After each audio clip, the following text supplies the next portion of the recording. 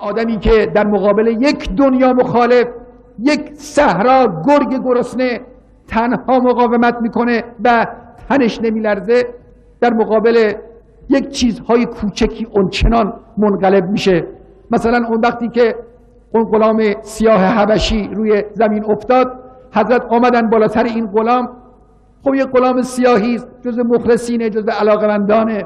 شاید جون غلام ابیذر بوده که از لحاظ وضع اجتماعی، فرهنگ اجتماعی اون روز اگرچه در بین مسلمان ها بالاخره یک مرحله خیلی بالایی نداره، یک مرتبه شریف و عالی نداره.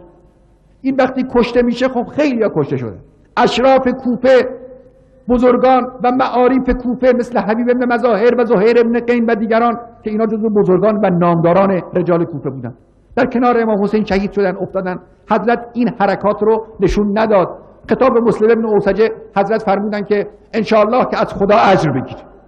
اما در مقابل این غلام سیاه که کسی رو نداره، فرزندی نداره، خانواده‌ای در انتظار او نیست تا بر او گریه کنن، حسین بن علی آمد همون حرکتی را که با علی اکبر انجام داد با این غلام انجام داد.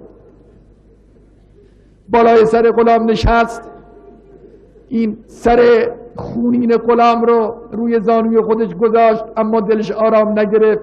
یه وقت همه دیدن حضرت خم شد، صورتش رو روی صورت این سیاه غلام گذاشت.